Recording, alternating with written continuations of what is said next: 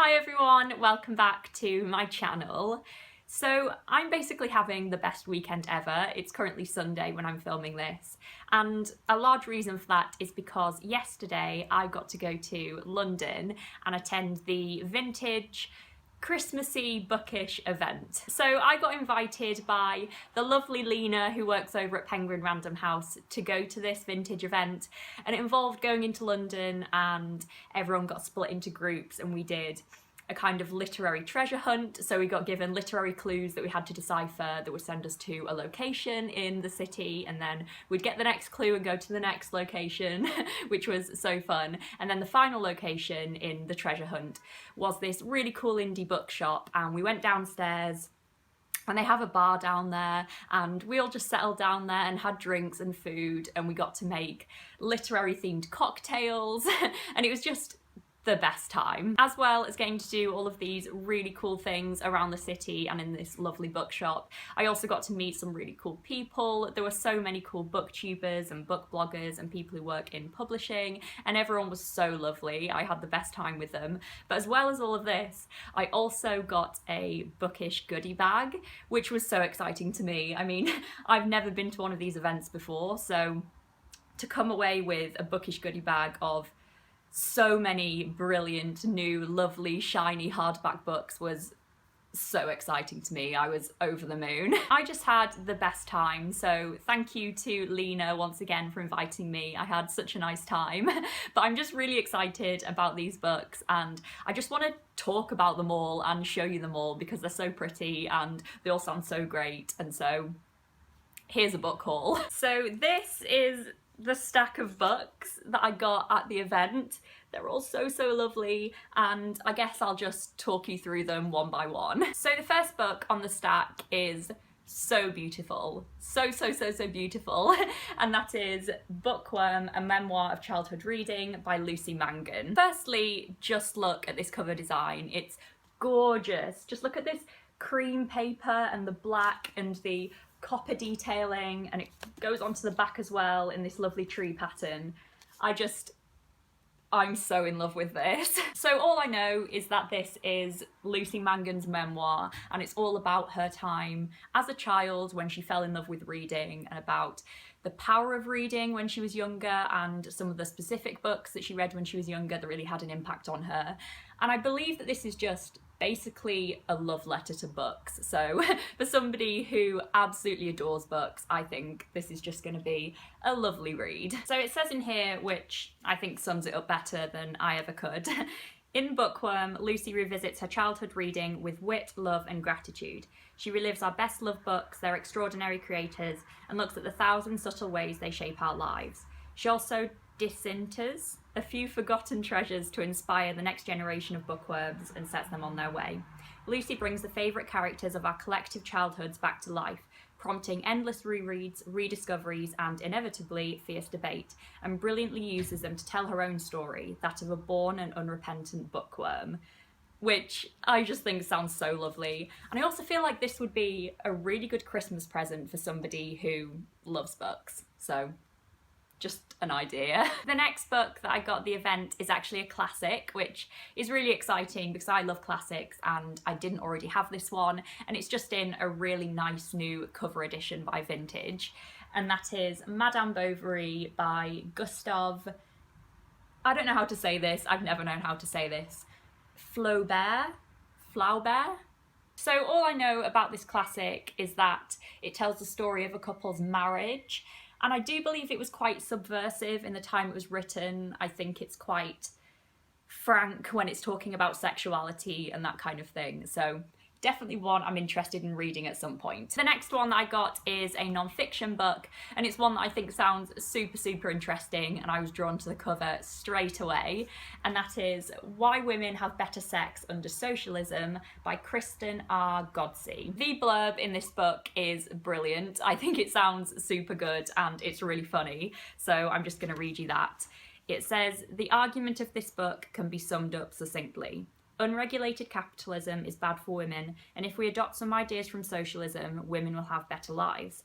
If done properly, socialism leads to economic independence, better labour conditions, better work-family balance, and yes, even better sex. That's it.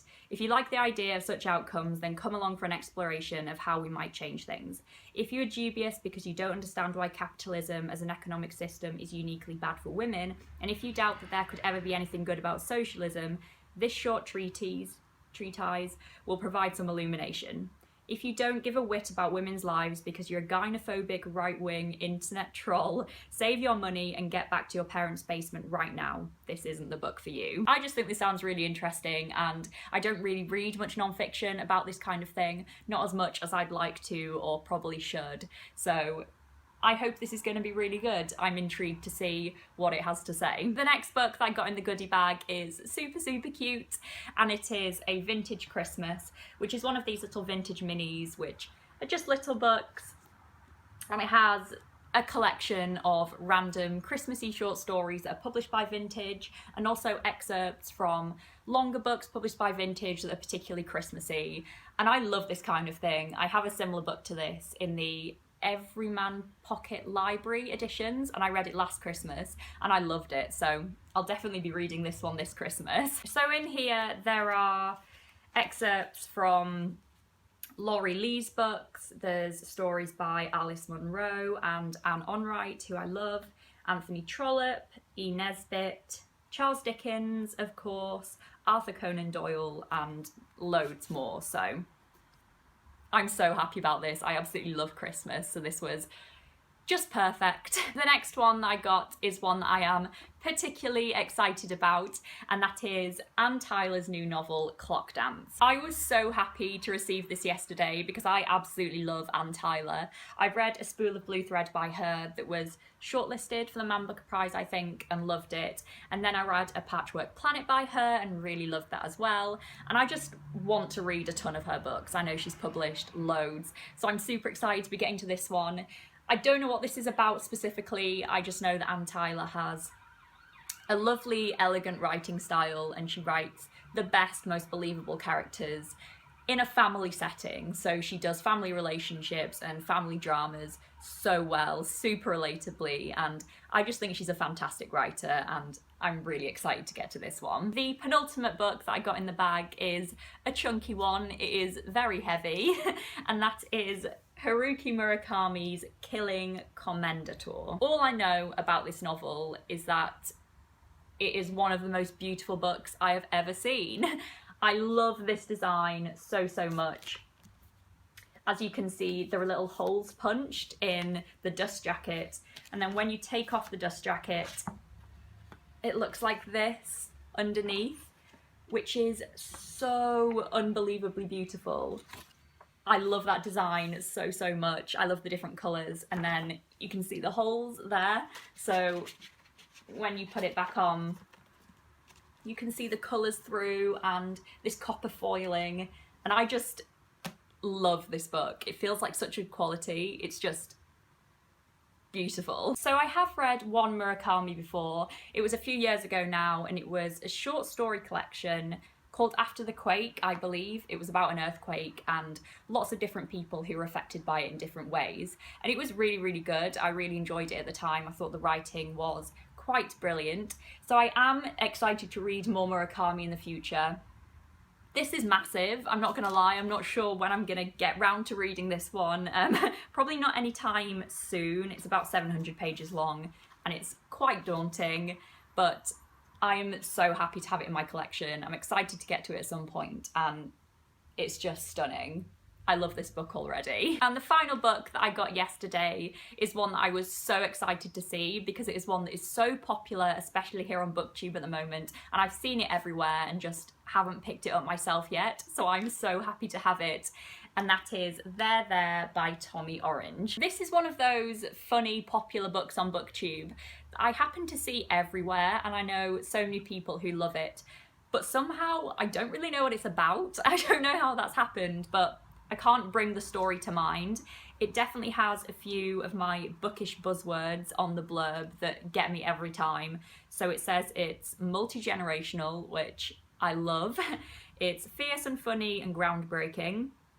Apparently it's quite fast-paced, and it's got themes of hope and loss and identity and power, and all of those things are definitely calling my name. That sounds something I'd really, really like. It definitely sounds promising. And it's also blurbed by Margaret Atwood and Louise Erdrich and Marlon James, so definitely got high hopes for this. So those are all the books I got yesterday at the event. I'm so excited about them all. I think they all sound so great and they're all so beautiful.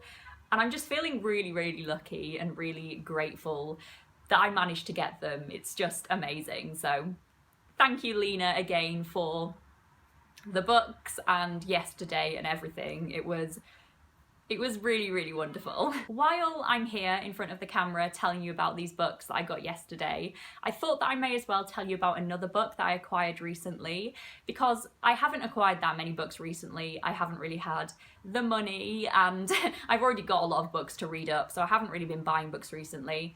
But I did get one through in the post because my mum had it on pre-order for me. Thank you, Mum. And I haven't told you guys about it yet, and it's pretty huge news, so I just want to share it with you now. And that book is the To Kill a Mockingbird graphic novel. So if you've watched basically any of my videos for any amount of time, you probably know that To Kill a Mockingbird is my favourite book of all time, and I'm really precious about it. And I heard earlier this year that Penguin were doing a graphic novel version of the book, and that made me incredibly scared and incredibly excited all at once. I'm terrified about reading this, but I couldn't not order it. And now it's arrived, I'm feeling still scared, but quite positive. So this is the graphic novel. You can see the front there and the back as well. I do really, really like this cover design. I think the image they used on the front is really, really good and a really good representation of the book. And I really like that they kept the font the same on the front as on the original book. I really appreciate that. So I do really love the way it looks. I am still a bit unsure about the art style. I think what probably threw me off the most at first was the fact that the characters don't really look like what they look like in my head, and I am a bit unsure about some of the images, but I think it'll grow on me. I like that the art style isn't too out there. This is quite a good spread that will give you a good idea of the style. So first impressions are good. I do like the art style. I'm hoping I'll like it more the more I read, and I am interested to read the story in this kind of format. I know for sure that I'm not going to like it as much as reading it in the original novel format, because that book's just so special to me the way it is and has been for many, many years. But I'm hoping that reading this is going to be a good reading experience. I'm thinking I might read it over my Christmas holidays when I'm back at home with my mum. So I'm definitely excited to get to this, and I'm excited for Rene to read it as well. Rene over at Rene Pierre. He recently got this as well, and he also loves To Kill a Mockingbird, so fingers crossed we both like it. So that was my little book haul. I hope you guys enjoyed watching, and I'd love to know if you've read any of these books and whether you liked them or not, or which ones seemed the best to you, the most exciting. I'd just love to know your thoughts on any of them. Are you guys doing well? I hope you're all doing really well. Are you excited for Christmas yet? I'm so excited for Christmas, especially with going into London yesterday and London being so beautiful with its Christmas lights and there being Christmas markets up and everything. It's just got me so, so excited. And I've been excited for like 2 months, so I finally feel like I'm allowed to get excited.